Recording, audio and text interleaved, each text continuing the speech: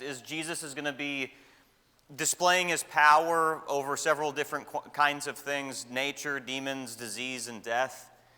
And what would have been the Jewish expectation of what they wanted the Messiah to have power over?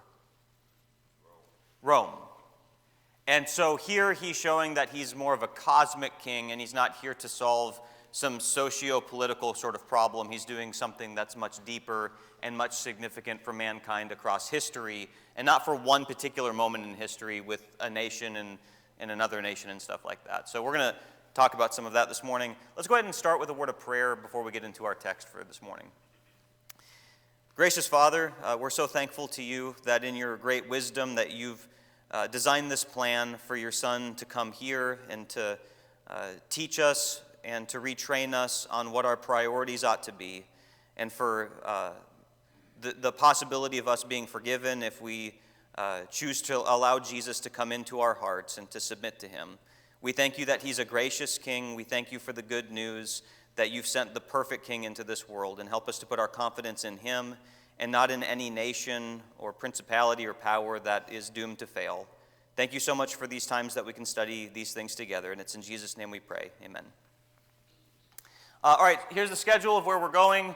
If you guys have the material, which I didn't print out enough of, and then I just haven't continued printing them out, so I'm sorry about that. But that is where we're going. So Lord willing, next week we'll look almost at all of chapter 6. But this is one of my favorite sections in the Gospel of Mark that we're looking at. But just to remind us of the overall picture of the Gospel of Mark, you can remember the Gospel of Mark with 2 words. The first 8 chapters showing you that Jesus is the king. Chapters 9 through 16 showing you that the king has to go to the cross. Can anybody remind us so far of what we've seen in the Gospel of Mark showing Jesus to be the king? What kingly imagery have we seen of Jesus so far? Yeah, they got the coronation ceremony. Every king's got to have like this coronation where he's anointed or appointed to be the king. And that happened when he was baptized and he receives the Spirit. And then the Father declares that this is my Son. What other kingly imagery have we seen? John the Baptist. Yeah, John the Baptist is the guy that's rolling out the red carpet and preparing the way for the king. In the ancient world, whenever there was a king that was going to visit a village or a town, they would literally go and level the roads. If there was a pothole, they would fill it in. If there was part of the road that was too high, they would level it down. And so John the Baptist is kind of embodying that imagery, saying in a metaphorical way that he's trying to get people's hearts ready for the king to come, which happens by repentance, and that's what he was doing. Any other kingly kind of imagery that we've seen so far?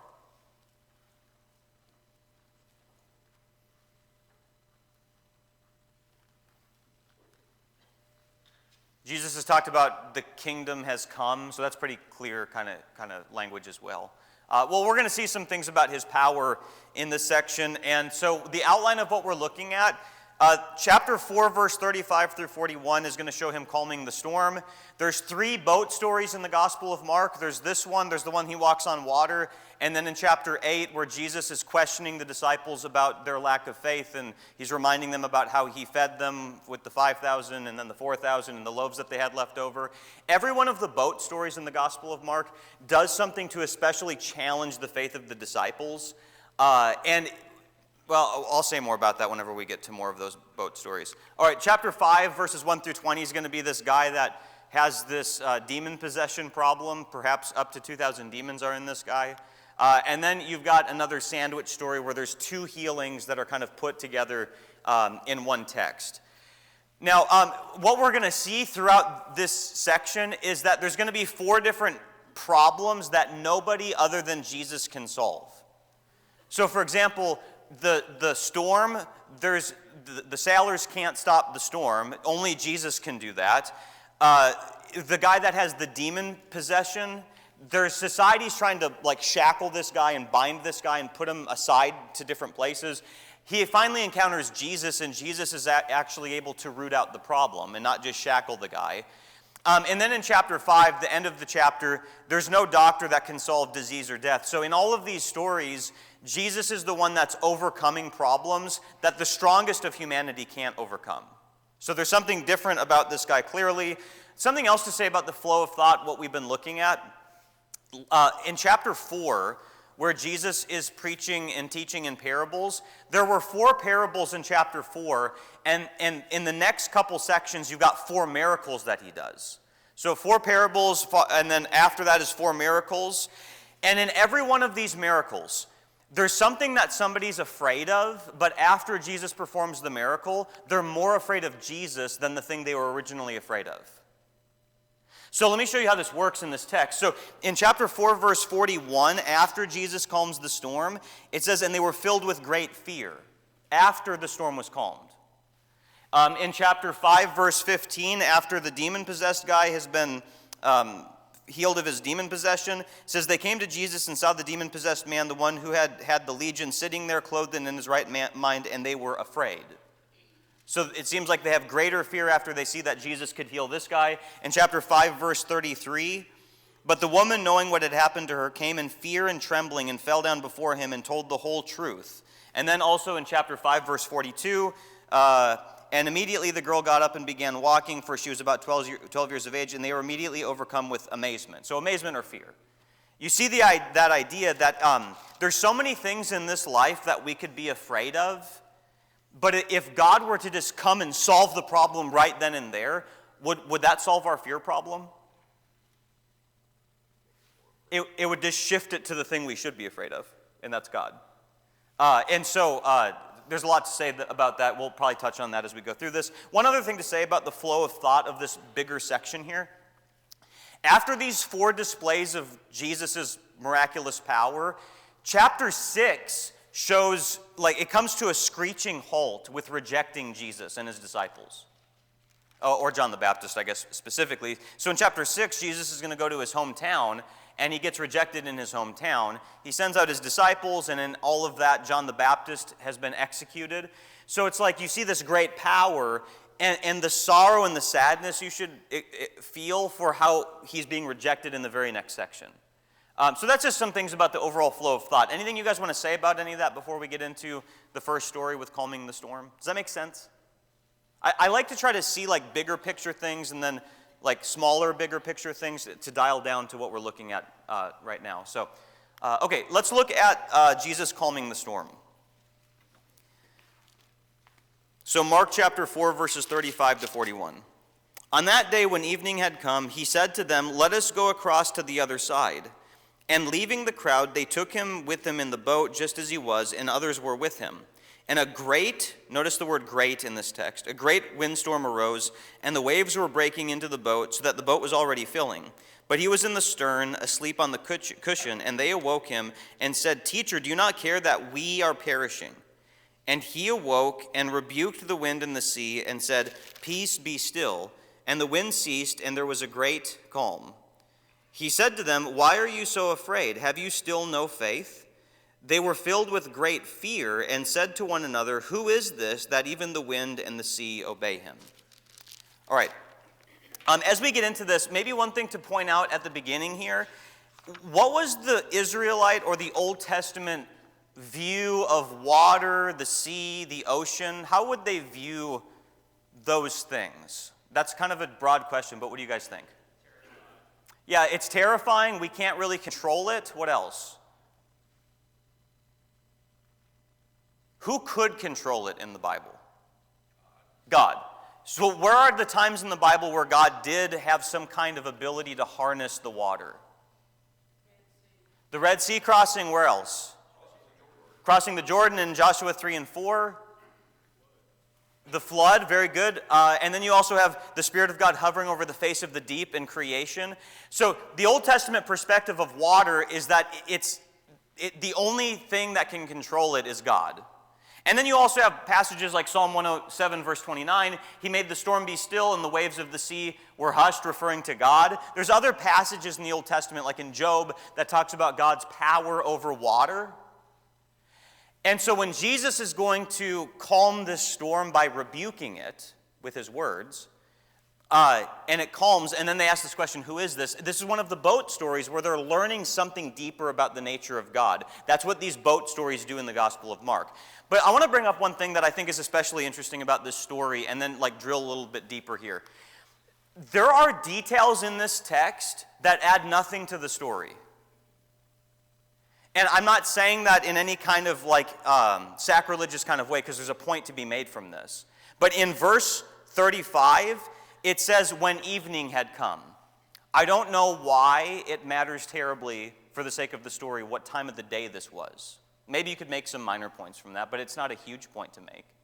Another detail is that it says that that they left in verse 36 just as he was. Anybody know what that means?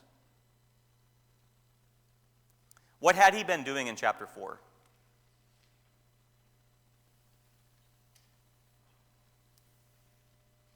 Where was he teaching from? Remember, look at chapter 4, verses 1 and 2. Yeah, he was in the boat while he was teaching. So people were swarming to try to get to him. He gets into the boat to create a distance so that they become captive audience. They have to listen to what he says because nobody's going to get to him on the boat. So when it says he left just as he was, it's saying he didn't go back to the shore at all to get anything. Just as he was from where he was teaching, he just stays there. So I don't know why that detail matters. Here's another one. There were other boats with him. Did you know that before that? Why does that matter? I'm not sure. Here's another one. He's in the stern, sleeping on the cushion. Why does it matter that he's in the stern, and why specifically the cushion? So one point to make from this is that the only reason you'd have details like this is if it was an eyewitness testimony. So anybody know what the first novel that was written was? Is Mary in here? What was the first novel that was written? Like there's some novels started to get written like the 1700s, maybe some before that. You had some poems and stuff like that. Yeah, do you know? I was going to answer that with your question is about on the verse 35 about the evening has come. Yeah. I'm not an expert in that, but my understanding is when the evening came there at the sea, it was a calmer time. Oh, really? And this was the calm of the day. Because remember, they fished a lot at night. That's right, yeah. And so this was the calm time of the day. So it's unexpected to have a storm. So it's unexpected. That makes sense. That's good. So the modern novel has his hair was black, jet black, and he had piercing blue eyes and all that. You have these vivid details of people. That did not exist in the ancient world, that kind of writing. So if you read Homer's Odyssey or Homer's Iliad, or you go and read even some of the plays from the 1600s, you're not going to have a lot of details. You kind of have to fill them in with your mind. But in the modern novel, you've got a lot more details added in the story. And so in the ancient world, one of the ways that you knew that this story actually happened is if you've got details like this, and you can imagine Peter talking to Mark, and Peter's telling Mark, yeah, I remember when we were in the boat, and this is how it all was, and Mark's writing this down. This is the way in the ancient world that you would show that it was an eyewitness event. Does that make sense? All right, so that's just one bigger thing to say about this text. All right, so in verses 35 to 38, you've got this sudden storm, and like LR said, it would have been very unexpected at this time of the day. And during the storm, what's Jesus doing? He's sleeping. We're going to come back to that in a little bit. When the disciples say, "Teacher, do you not care that we are perishing?" Who would be included in that we? Jesus, I think. I think they're going to Jesus, and they're like, dude, do you not see that we're all about to die? Can you get up and try to get some of the water out? I don't know what exactly they're expecting him to do. But what Jesus does is in this text, he rebukes two things. The first thing that he rebukes is the sea. And does the sea listen? The sea listens to him. Can you imagine that? They're in the boat's rocking, there's water getting in, and then Jesus is like, stop it, storm, and then boom, it's all glassy calmness. And if you were in the boat with the disciples, can you imagine why they would be filled with great fear? I mean, if you were around somebody that could do that, what else could he do? Who is this guy? So he can control the water just by telling it, but he rebukes the disciples, and this is what I want to spend the most time on. So the sea is listening to Jesus. The disciples evidently have been struggling to listen to something, because what does Jesus rebuke them with regards to? Their faith. Okay, so let's think about this. Where does faith come from? Hearing, and hearing what? The Word of God. Okay, so how could Jesus fairly be criticizing their faith here? What did he ever say that should make them know that they weren't going to die?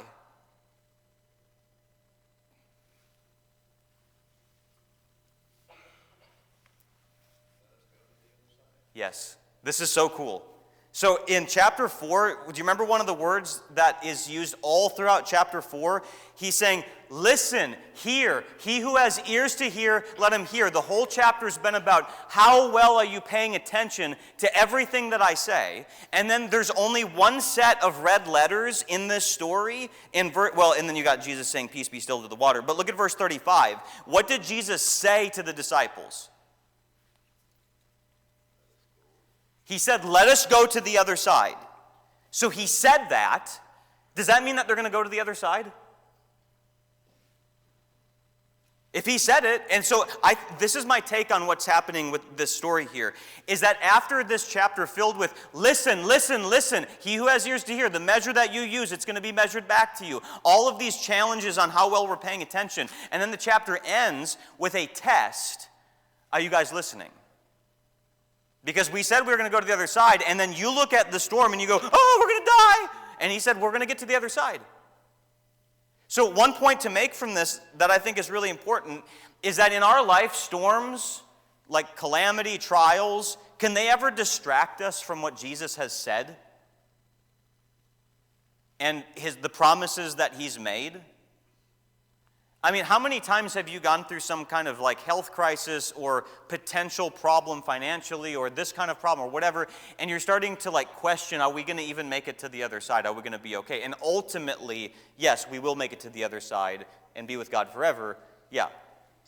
Yeah, I mean, and they've also seen the healings too. I mean, despite the sermon that he's been preaching. Right. Kind of like, I'm healed. You think I have limitless power here? Come on. Right. You've seen what I've done. Right, just by even looking at even if he never said, let us go to the other side, they should have deduced by now that he could do something about this. So, and then of course they ask this question, who is this? All right, so this is a pretty familiar story, but have you guys noticed the connections and the relationship that this scene has with the book of Jonah? Start throwing them out there. What similarities or differences do you see with this story and the book of Jonah? On water? What was that? Sleeping in the boat. Okay, so we got sleeping in a boat during a storm. What else? As soon as Jonah was swallowed, it calmed down. Right, so both of them did something to accomplish the calming of the water, right? The boaters, the sailors, they wake Jonah and Jesus up to try to do something about the storm. And so both Jonah was sacrificed to calm the storm. Jesus is going to do something later to sacrifice himself to calm the greater storm. Did you have something? All right. But here's one really cool contrast that I didn't learn until this last week. So when Jonah was in the boat sleeping, why was he in the boat? Running from God, and running from what ethnicity? Gentiles. Look at chapter 5. Where Jesus gets to the other side of the water, and where is he? What territory is he in chapter 5, verse 1? Gadarenes. Is that Gentile or Jewish region? This is a Gentile region. So, Jonah was fleeing from Gentiles. Jesus is fleeing or running to the Gentiles. So it's almost like he's reversing the wickedness of Jonah and being like the perfected Jonah in this story. So I just think that's really cool. That might be like a Bible nerd kind of thing. Anything you guys want to say about any of that, though? Yeah. Faith thing. Yep. If the ones that he was talking to had the faith he wished they had, they wouldn't be worried about going to the other side. Yeah.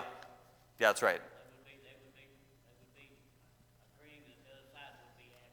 Right. Good. Anything else? All right, so this gets us into chapter 5, where we'll spend the rest of this class. Before we leave this, you can make this into a metaphor that like the other side for us would be being with God forever, and the distractions that we have in this life filled with turmoil could make us think and lose sight of where we're ultimately going. But we will make it to the other side if we have faith in him and all that. So, okay. So chapter 5. Let me show you 3 main things that get repeated and threaded throughout the totality of chapter 5. So in chapter 5, you're going to see 3 times people falling at Jesus' feet. You see it with the Gerasene demoniac. In verse 6, you see the synagogue ruler who's got a daughter that's close to death. You've got this woman that's been bleeding for 12 years. All 3 of them in those verses fall down before Jesus, acknowledging something about his power and his authority, perhaps understanding a little bit more than the disciples just were in the boat. Throughout the chapter, several times, you have people begging or imploring Jesus to do something. So in verse 7 and in verse 12, the demons are going to be begging Jesus for something. In verse 17, the herdsmen, the people that live in this region where this guy was healed, they're begging Jesus to leave. You've got the man who had the demons begging to come with Jesus. In verse 23, you've got Jairus coming to Jesus, begging him to heal his daughter. So that's another thing that's repeated throughout the whole chapter. Another one that's even more prominent throughout the whole chapter is Jesus interacting with uncleanness. There's all kinds of unclean things in this chapter. So Jesus is in an unclean region because it's Gentile territory. There's an unclean spirit in this man that he encounters. He's living in the unclean tombs, which gets repeated more than any of the other things in verses 2, 3, and 5. There's unclean pigs in the area. There's this woman that has this unclean bleeding, menstrual bleeding, that she's had for 12 years in Leviticus that would make her unclean. And then there's a dead body that would also make somebody unclean. All right. Can you guys think of any, why have all of these ideas repeated? What's the relationship between all of these ideas? Christ can cure them. Yeah, Christ can cure all of these things. And,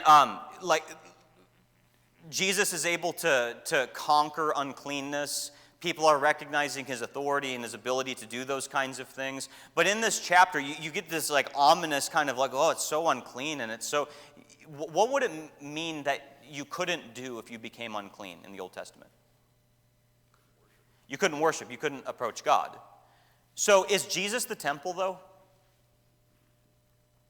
So Jesus is the temple. He says that he is in John chapter 2. So it's kind of weird that if somebody was unclean, they couldn't go to the temple, but what is the temple doing here? Going to uncleanness and solving those problems. So it's just a really cool kind of reversal of what you'd expect. The question in the Old Testament was, who can go to the temple? Who can go to the temple? And then in the New Testament, the temple is going out to that which is unclean and healing it.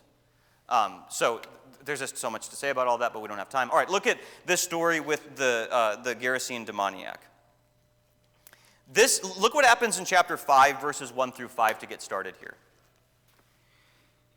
They came to the other side of the sea, to the country of the Gerasenes. Your version might say the Gadarenes.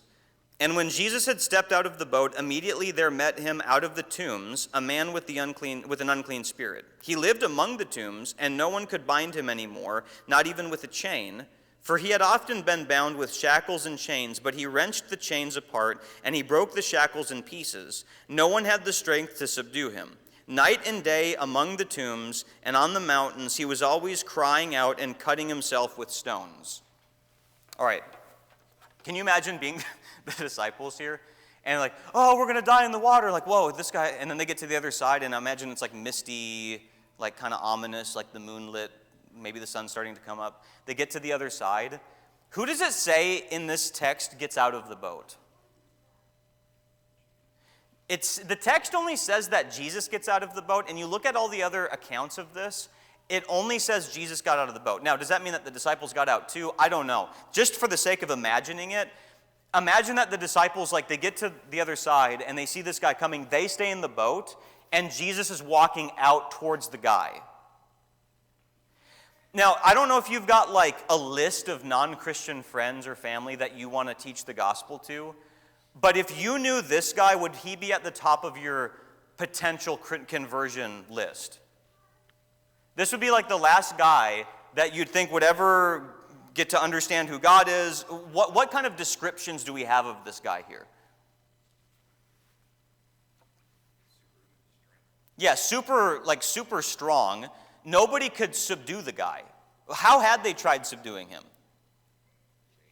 Chains and shackles, and like he kept breaking. So I imagine that he's got like the cuffs around him with the chains kind of hanging there. What else would he have looked like? He would have been frightening. Very frightening. What would be frightening about the guy? Dirty, unshaven, unkempt. Right. Would he have like cuts all over his body too? Probably from all the gashes. Like you'd see like things on his arms and all this sort of thing. If you were to see somebody like that, like what this society was doing was, let's seclude the guy. Like, let's get him to live in the tombs. We don't want him to be around us. Do you suppose that people that have kind of a scary appearance can experience seclusion quite a bit? I remember, so whenever I was like getting the gospel taught to me, I used to wear like heavy metal, like death metal t-shirts, and I had headphones around my neck all the time. My sideburns were down to here. And like the girl that taught me the gospel said afterwards, when I first met you, I thought you were going to kill me. And so like that was my appearance. And there were somebody that was actually still willing to like talk to me about God. Did you have a comment, LR? It's just interesting that you'll have people that kind of wonder if they could be saved because they've done so much evil, right? Right. I mean, we meet people like that.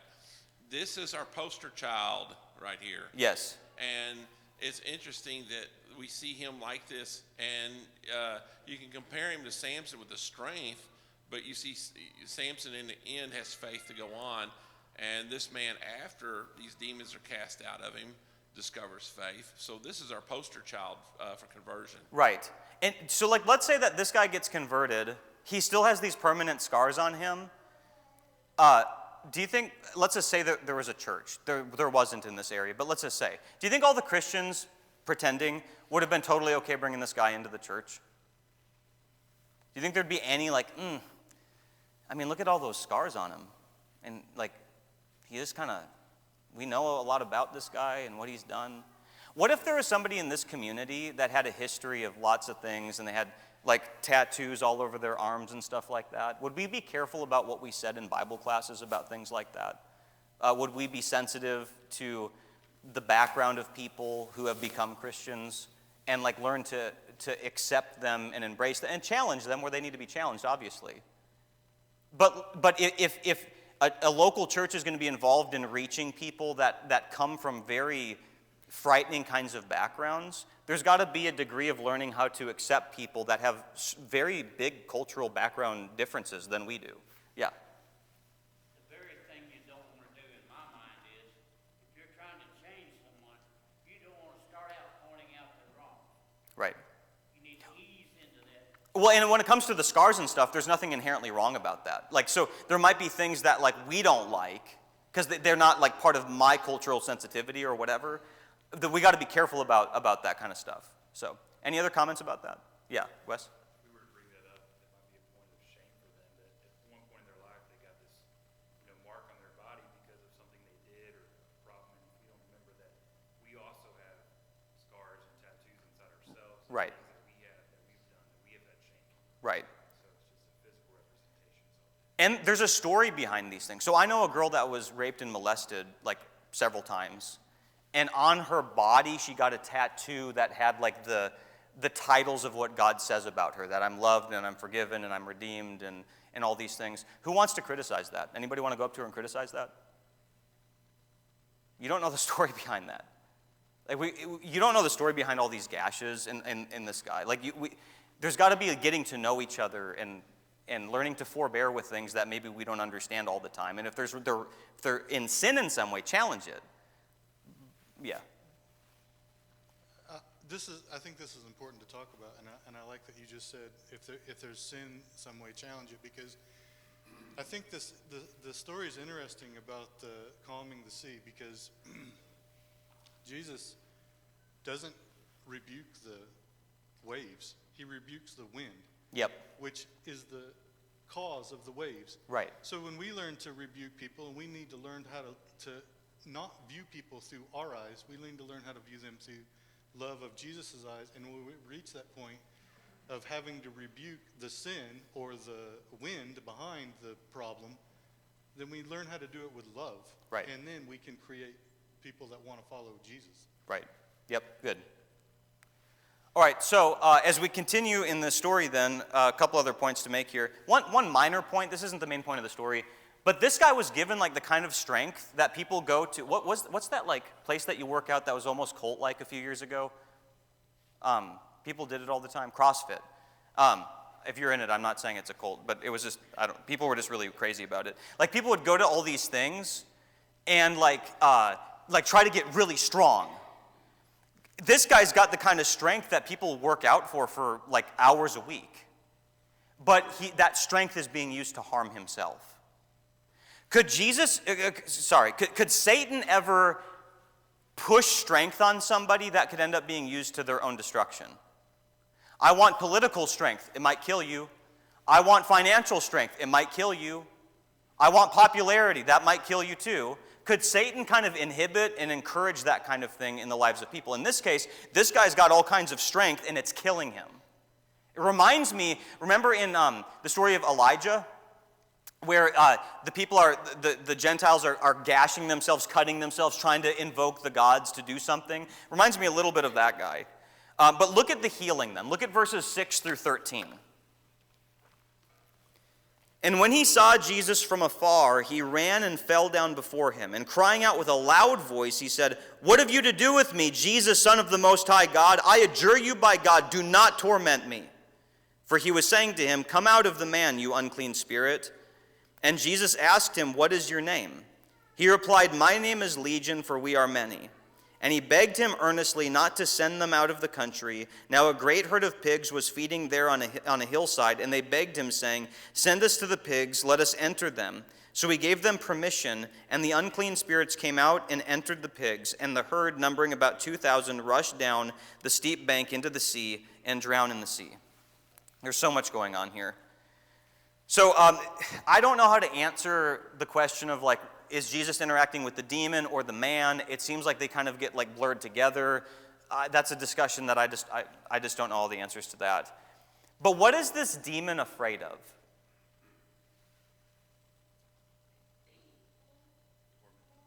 Of being tormented. All right, so how would a demon be tormented? What would be torment for a demon? Hell. So what is this demon afraid of? Matthew 25, what was hell created for? The devil and his angels or his demons. So when this demon, like imagine like, don't torment me, don't torment me. And what he's saying, don't cast me into hell. Have you ever had this conception before that hell is going to be this place where demons are having like a nice barbecue and it's like nice for them and it's bad for all the people that are there? Do demons know more about hell than you? Yes, they know a lot more about it than I do. And they're scared to go there. Do we have that same kind of sober fear of going there? There might be something that, they might have insight that we need to learn from. But what does this demon address Jesus as? This is interesting because this is not what the demon in chapter 1 addressed Jesus as. What does he call him? What verse is it? Son of the Most High God. Okay, this is interesting. In Mark chapter 1, the story that we didn't look at because of me having COVID, the demon says to him in chapter 1, what does he call him? Yeah, the Holy One of God in chapter 1, verse 24. So that demon calls him the Holy One of God. This demon calls him Son of the Most High God. Anybody know what that term was used for in the Old Testament? It's used in a couple places, most notably in the book of Daniel. But God Most High was used in contexts of God being ruler over all the nations. The book of Daniel, a book where they're in exile, God is the God Most High over all the nations. What kind of region is Jesus in right here? Gentile region. So it's interesting that maybe it's a Gentile demon, I don't know. They're all Gentiles, I guess, I don't know. All right. Jesus asks the guy, "What is your name?" When do you think the last time anybody asked that guy that question was? Like every time, like he was like out in the mountains and like kids are trying to go to bed in your house and they hear that crazy guy screaming on the mountains again, like that guy, that guy, that guy. When did anybody ever like, hey, what's your name? Look at when Jesus is interacting with the guy, like he's actually like wanting to personally know the guy. So the demon, I think, answers, what is his name? Legion, for we are many. So it seems like there's a lot of demons in this guy, or maybe he's referring to all the demons, like we're kind of a big army. The word legion is a military term that means about 6,000 soldiers. All right, so what's ironic about what happens to this army? What happens to it?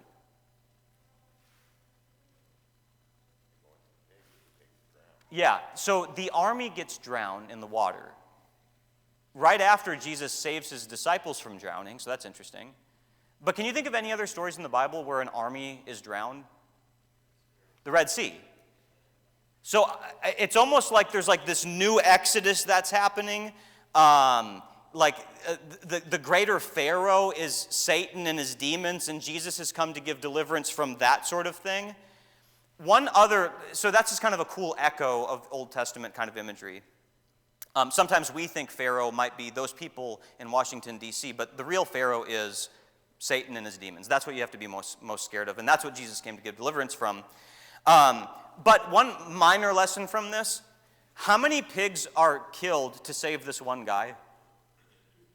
2,000. So is one person worth more than 2,000 pigs? Yeah, but 2,000 pigs are worth like $500,000. Okay, well, how about this? Is one person worth more than 2,000 really cute puppies? Well, I'm not getting many yeses on that one.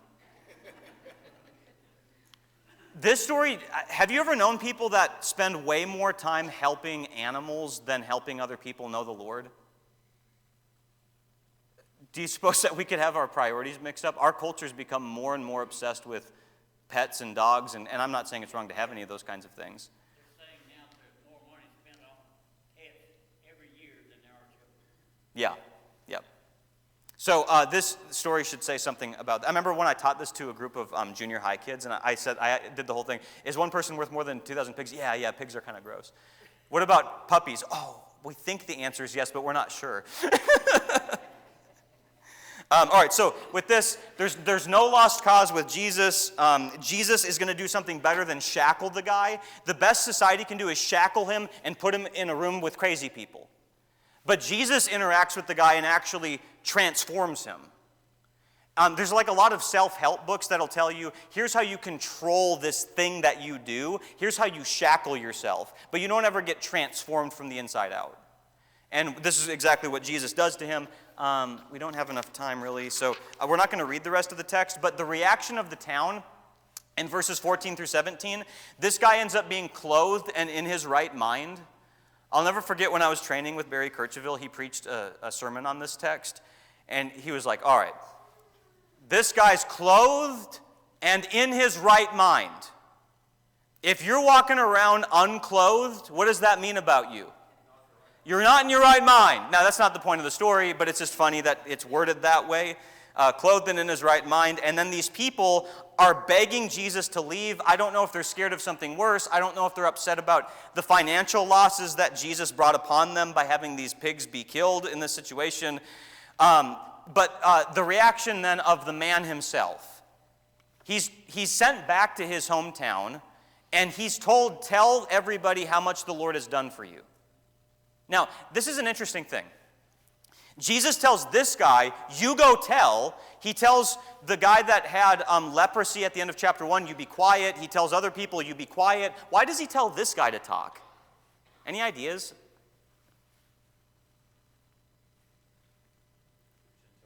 This is a Gentile region. So if it's a Gentile region and the news starts spreading among the Gentiles, will that be as threatening to Jesus' ministry? No, because Jews and Gentiles don't talk to each other. So if the Gentiles start figuring some of this out, then that's going to be a fine thing. So there's a sense in which this is the first apostle to the Gentiles. He's sent to this region. Anybody know what happens next time Jesus is in this area? Oh, this is so cool. All right, so the next time Jesus is here, go over to chapter 7 and look at verses 31 and 32. It says, "Then he returned from the region of Tyre and went through Sidon to the Sea of Galilee in the region of Decapolis." This is the same area. And it says, "And they," plural, "they brought to him a man who was deaf and had a speech impediment, and they begged him to lay his hands on him." So next time Jesus comes to this same region, there's a crowd of people flocking to Jesus. And all we know is that this one guy, Luke's account, or Matthew's account says it was actually 2 demon-possessed guys that he healed. So all we know is that there's like 2 guys that were sent back into this area to go tell everybody. Next time Jesus comes back, there's a big crowd. What do we deduce from that? They told. They went and they told everybody what the Lord had done for them. Can you tell people what the Lord has done for you? When we think about, I want to start doing evangelism workshops every 3 months on a Saturday. And one of the unfortunate things about evangelism workshops is not many people come to them because they think that if we're going to do an evangelism workshop, well, my gift is not teaching, so I'm not going to go to that. That's not going to be the purpose of those workshops, by the way, whenever we start doing those, because everybody's got some part to play in evangelism. But we can all tell people what the Lord has done for us. If you can't articulate what the Lord has done for you, how well have you digested it yourself? So, any comments or questions on that story? Yeah. What? Huh? Well, yeah, you. There is one aspect of this account that I've always found interesting. What's that? The pigs drown. Yeah. If you know anything about swine, they float. Their body fat is of such that they are buoyant. They're excellent swimmers. They don't drown. They float. Wow. I did not know so that. for the pigs to actually drown in the sea is somewhat miraculous in nature. Wow. Do you have a pig farm? No, but I grew up around a lot of farms. Oh, that's cool. This is one of the benefits of moving to a more rural place. You get good insight like that I've never heard before. Thank you. All right. Yeah. Huh? Pig is just a big balloon. It's a big balloon? Oh, all right. I'll never forget it now. Except in this story. They're a popped balloon. All right. We don't have much time for this next section, but you've got this story. It's another sandwich scene where you've got 2 stories, and it gets interrupted. You start the first story, it gets interrupted by its own complete story, then you finish it out. So you've got Jairus, who's this synagogue ruler. He comes to Jesus. His daughter is not doing well. This woman who's been bleeding for 12 years, and she touches Jesus, and Jesus goes, "Who touched me?" And the disciples are like, "There's a bunch of people touching you. What are you talking about?" And then this woman confesses that she had touched Jesus, and she had been healed. You come back to Jairus, who's got this daughter that's about to die. By the way, Jesus' triage work is not very good. This woman's been bleeding for 12 years, and she interrupts this whole thing about going to this girl that's about to die. And when I say his triage work is not very good, I mean that tongue-in-cheek. Death does not stop his ability to help people. So it seems like he's missing an emergency, but nothing is outside of Jesus' ability to heal people. So you've got that going on. He comes back to the girl. She's died now. All right. As we've said before, one of the purposes of these sandwich stories is to see the differences and the similarities. The differences between Jairus and the woman. The man is a man and the woman's a woman. Did that matter in that society? Yes, it did. One of them is named and the other one is unnamed. So Jairus is named. The woman is just a woman. How does the man approach Jesus? Face to face. She has to sneak up behind him. Jairus has got a house that the daughter's going to be healed in. And she spent all of her money on physicians who couldn't help her. How old was the daughter that died in the text? She's 12. How many years had this woman been bleeding? 12 years. So he's had 12 years of joy in life with this daughter, and she's had 12 years of misery. So they seem like the most opposite people you could ever imagine. But what are the similarities? Both the woman and the girl have uncleanness because she's died now. The girl has died. Both Jairus and the woman fall at Jesus' feet in 22 and 33, and both reached out in faith. There's a crowd of people, and Jesus goes, "Who touched me?" a crowd of people and only one is reaching out by faith. But one point to make from this story is that we carve people up politically, skin color, socioeconomic, education, whatever. There's vast differences between people. The one thing that matters is that we all need to bow down to Jesus, and we've got problems that only Jesus can solve. That's what unites everybody in Christ, no matter who you are. So, all right, thanks for the good discussion. It was fun to do this with you guys.